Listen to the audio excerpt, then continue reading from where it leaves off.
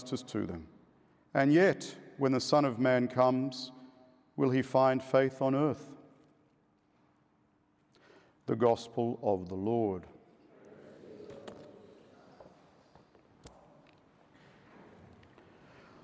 I once had a deeply sad, at least to me, conversation with a fellow priest.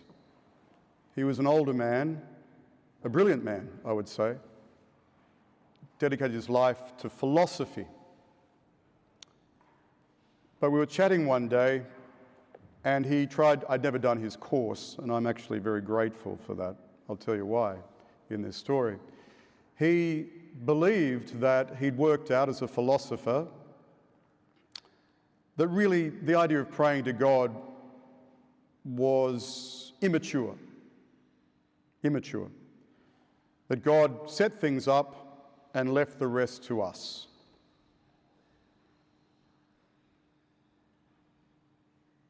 Sad, deeply sad, especially from a priest.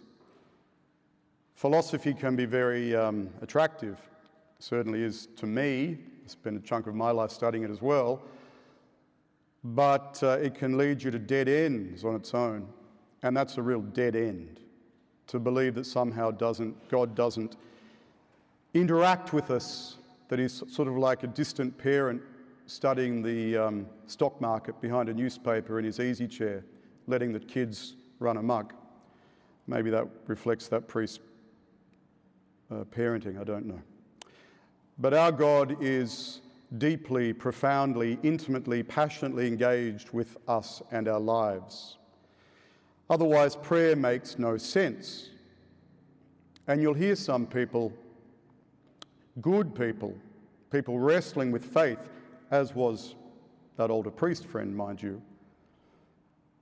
And they'll say things like, why do I need to pray for justice? God can just make things just. Why do I pray for healing? God should just heal that person. The world should not be as it is, basically. Now, that's not a crazy question or set of statements posing as questions. There's a deep yearning of the heart there for a better world. And prayer is a mystery, but so is the nature of the world itself. So is the fallenness of the world. The mystery of evil. In this parable today, we have the two characters who have not much in common. We have the widow who knows the power of prayer in the parable, the one who won't give up. She perseveres in faith. She believes in justice. She'll keep knocking at the door, the one that Christ exalts us to be more like. And then we have the judge. He's really wicked. He's wicked in the traditional sense of that word in moral theology because he knowingly chooses the wrong thing. He knows what justice is and he chooses against justice most of the time, for he does not fear God or respect men or women, as it says here. But nonetheless, even he, to make his life a bit easier, will do the right thing for the wrong reasons. Where am I in this gospel? Well, as usual, we're somewhere in the middle. What do I believe? How do I live my life? Well, they're two separate things. Prayer, hopefully related. Prayer is the way of trying to draw them together. When I pray, I'm asking the Lord, please let me live according to your law and your teachings. Conform my heart to your sacred heart. Let me love the way you love the world. Let me have hope when it seems hopeless. Let me believe when the world scoffs at my belief in you. For that, I need you to transform my heart. I need you to also give me the desire to pray. Faith without prayer is like a relationship with a dear, dear friend whom we never see or speak to. People say, how's so-and-so? I don't know, I haven't seen him for years, but gosh, we're close friends. Doesn't quite add up, does it? Some attempt to share from the heart, not just how's the weather, but how's my soul. St. Augustine of Hippo, that extraordinary spiritual intellectual giant in North Africa, centuries ago, put it rather beautifully. He said, God is more intimate to me than I am to myself. God is more intimate to me than I am to myself.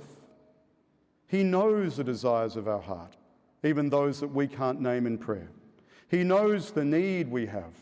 He knows our need for healing. He knows our fragility and our brokenness. When we pray, we're sharing that with him. St. Paul says elsewhere, when we pray, it's the Spirit praying in us. It's his groaning. He allows us to groan and the whole world to groan for God's loving touch and mercy. The Spirit prays in us when we pray.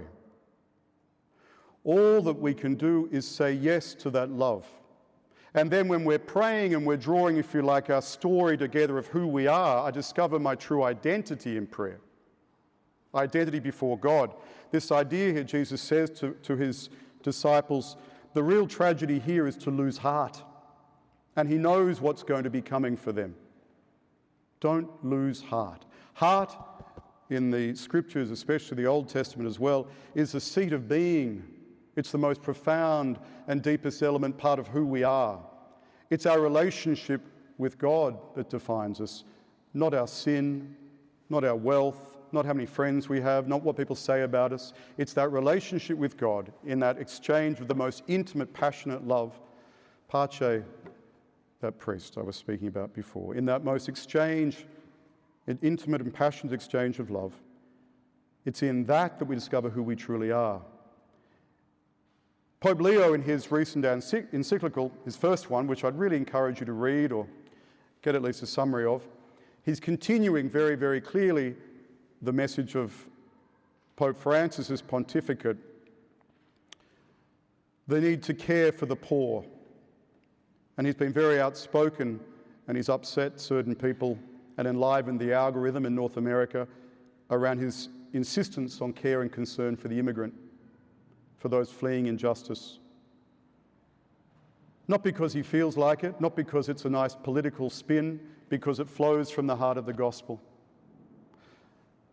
Those who suffer, those who encounter injustice daily, those who are forgettable in the eyes of the world, they are our great teachers, so the gospel says.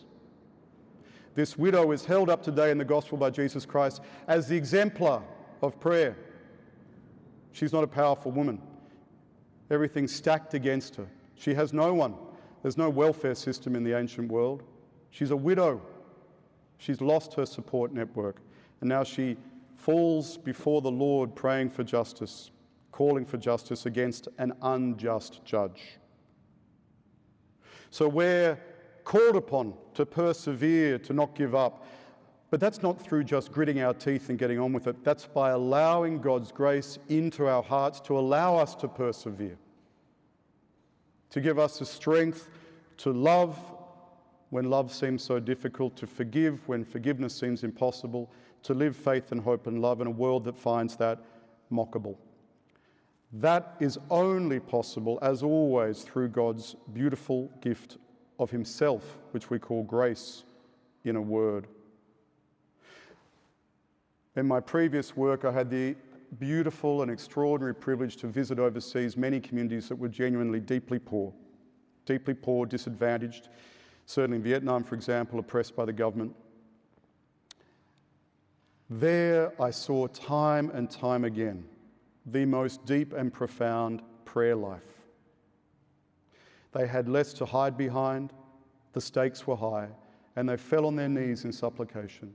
They prayed for each other, they prayed for others, they poured themselves out in prayer and then in good works, because the heart is shaped by prayer to become Christ-like, cross-like, under the law of the cross, to then make it easier to do good works, to care for others day to day. I saw that time and time again. The church enacted, lived out in the most beautiful, simple, deep, prayerful manner. The other thing I saw in all of those communities, bar none, was a tender and deep devotion to Mary, the Mother of God. And it's no accident. Who is the model of prayer and Christian life for you and I? Apart from Christ himself, it's his mother, Who's at the foot of the cross praying, persevering, when all the strong men, Peter and the rest of them except for the youngest John, they'd all fled? Mary perseveres in prayer. Mary is Queen of Heaven.